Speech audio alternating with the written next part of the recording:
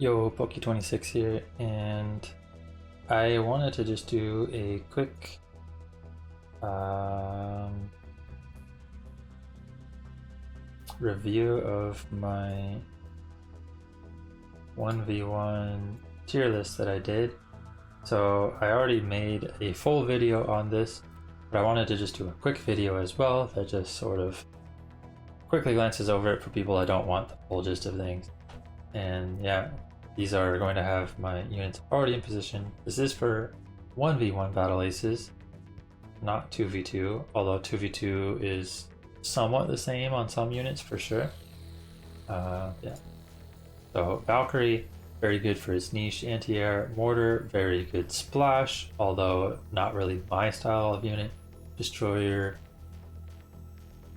insanely good at taking out tanky melee like Crusader, Mammoth, crabs. You know, can literally just one-shot crabs, so it has a lot of value. I put it like S tier. Blink Hunter, one of the best tier 1 anti-air.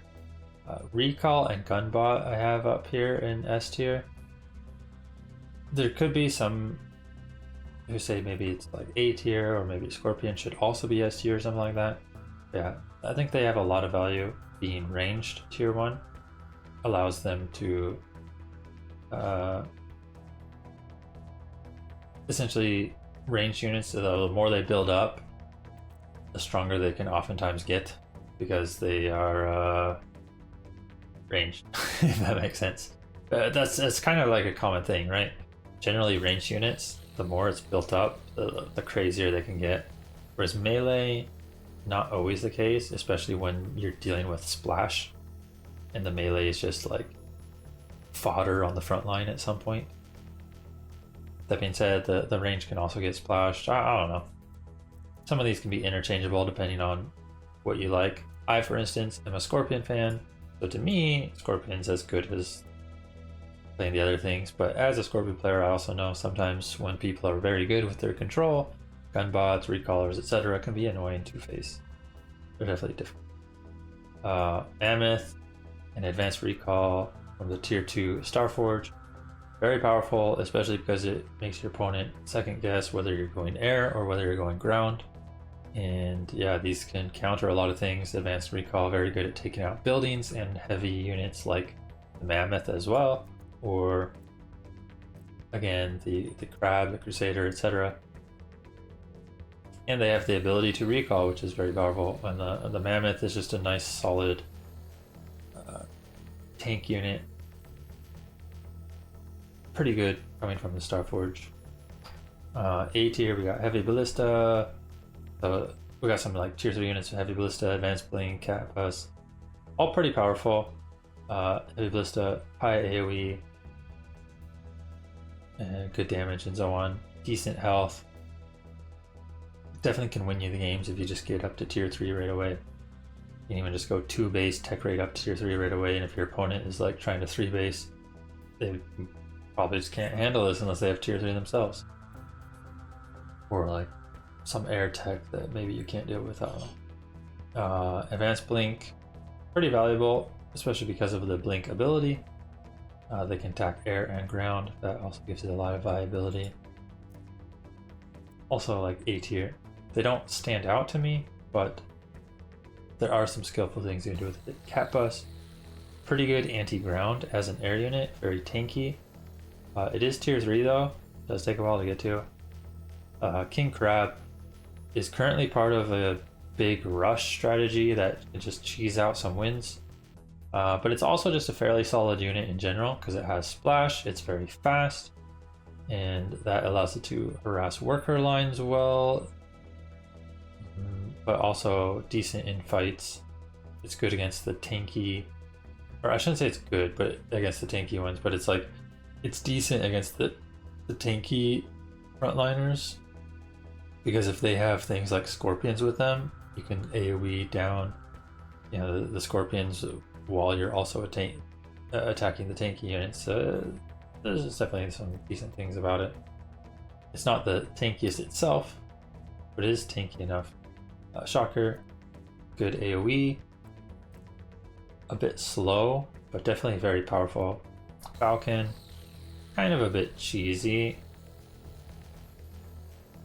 mostly because a lot of people counter tech, so they wait till they see your tech, and if you tech a certain thing, they might go into Starforge and then Falcons, and then just try to overwhelm you with like 7 Falcons, and they can actually beat tier 1 anti-air situationally, which can be annoying and feels cheesy, but there's definitely some skill involved to it, I guess.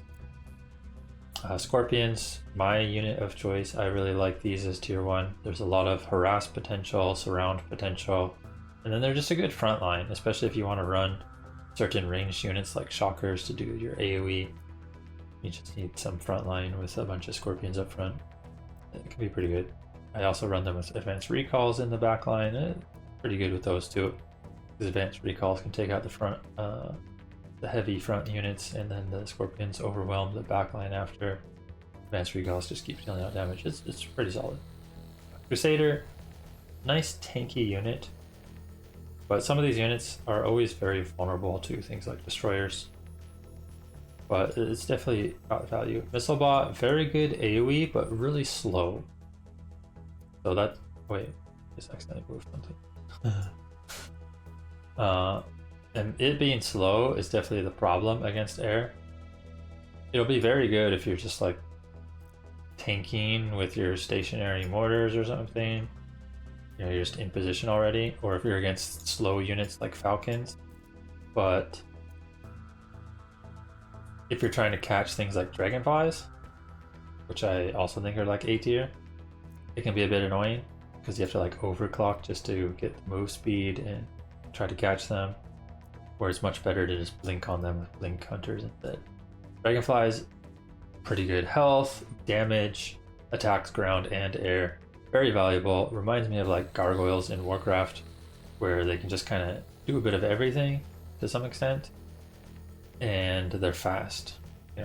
Gargoyles with Unholy Aura type fast, so they have a lot of value for sure. And if in high numbers, they can overwhelm tier 1 anti-air. They can overwhelm even tier 2 flying anti-air airships if the airships don't have enough, because sometimes the airship players don't want to overproduce airships and be stuck with a unit that doesn't do anything else besides counter.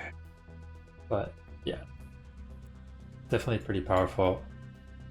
Definitely harass worker lines well, decent in fights sometimes if you can keep their anti-air numbers low enough. Blink, tier 1, fairly decent. Low damage, but the versatility of being able to blink is strong. Sniper, really good at picking off units from range, but it is tier 3, so it takes a long time to get to. Behemoth, tier 3, a nice replacement for your tier 1 units because it only uses red resource and not blue, just like tier 1 units, or tier 1 anti-ground units at least.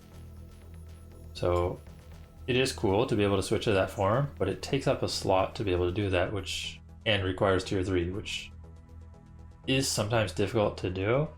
But I have seen, some people go like tier 3 heavy ballista and behemoth, for instance, come together and have double tier 3, and that honestly looks kind of strong if you can get there. Hornet, very fast, okay range, but the damage is a bit low.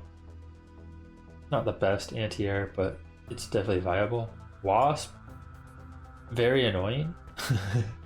Very good at like getting in quick and harassing worker lines and just catching units off guard somewhere, because you can get some surrounds with how quick they are. But they are, as a Scorpion player, I find them kind of weak. Generally, Scorpions are going to just win the fight, take them out quick. It's just the big thing about Wasps is just not to get caught off guard. You don't want them to swarm in real quick and get a surround on your stuff. You don't want them to get past you and on your worker lines. But if you are there, generally you can win the fights against them because they're not exactly the strongest like fighting unit. They're more of a pick-offs or worker harass type unit. Airship, all right in its niche of anti-air, but generally you prefer to just go tier 3 for Valkyrie to begin with. Butterfly, really good against ground for its damage, but it's also pretty vulnerable. So tier 1 anti-air can also take these out really quick. If you get blinked on by blink hunters, you might lose multiple of these like instantly. But when you do catch your opponent off guard, these can be very strong. You can even just take out like the third middle base real quick if your opponent hasn't pre-prepared with anti-air. We got this dude, who's like the assault bot dude with the overclock. It's alright tier 3. It doesn't require blue resource, I believe, so it's got that merit. Get little Boombas, which are like banglings from StarCraft, and they're okay as well, but generally if you want AoE you can just go Shockers. These definitely are, I haven't seen a lot of them and I haven't really used them, but I think they definitely can be strong. They're just not my type of unit, because I don't really like units that just essentially disappear. You know, you just hope you get some good connections that wipe some opposing units, and then suddenly your units are gone, their units are gone, and you're ahead. I don't really like those type of fights. I like fights where you can get more position-based fighting going on instead, and yeah, you make small micro adjustments in the fight. Bombers, you just kind of send in and hope for the best. Is what it feels like.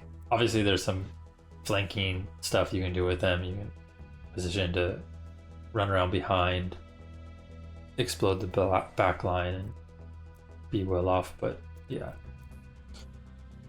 I don't know how else to say it.